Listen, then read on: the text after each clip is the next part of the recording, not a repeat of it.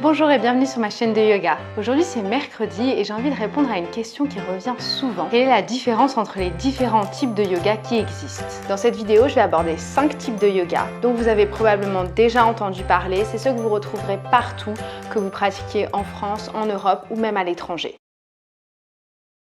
Je vais commencer par les deux yogas traditionnels classiques qui sont le Hatha Yoga et l'Ashtanga Yoga. Le Hatha Yoga est le yoga le plus classique. En Occident, il s'apparente à de la gym douce. Il va vous permettre d'étirer votre corps en travaillant les principaux groupes musculaires. C'est vraiment le type de yoga par référence pour commencer car il va vous permettre d'apprendre les bases du yoga, l'alignement, les différentes postures et de vous sentir un petit peu plus à l'aise dans votre pratique. C'est un yoga lent et assez doux.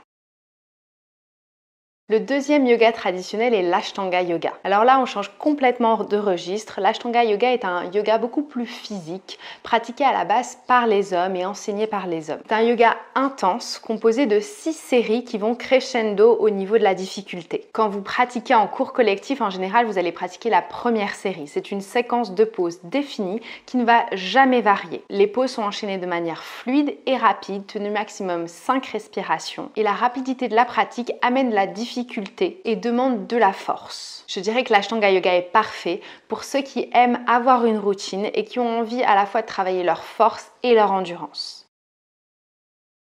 Le Vinyasa Yoga est à l'heure actuelle le plus populaire, celui dont vous avez probablement le plus entendu parler. C'est une dérivation de l'Ashtanga Yoga, mais une version un petit peu plus light et un petit peu plus fun. Ici, les poses vont changer d'un cours à l'autre. C'est le professeur qui choisit sa séquence et qui choisit les poses qu'il veut travailler. Les poses sont enchaînées de manière rapide et comme dans l'Ashtanga, l'attention est vraiment apportée sur la synchronisation entre le souffle et le mouvement. Les positions sont enchaînées de manière fluide et rythmée. C'est un petit peu comme une chorégraphie et d'ailleurs, beaucoup de cours de Vinyasa sont pratiqués en musique. C'est vraiment le type de yoga idéal pour ceux qui n'aiment pas avoir une routine et qui recherchent à raffermir leurs muscles tout en lâchant prise et en relâchant l'esprit.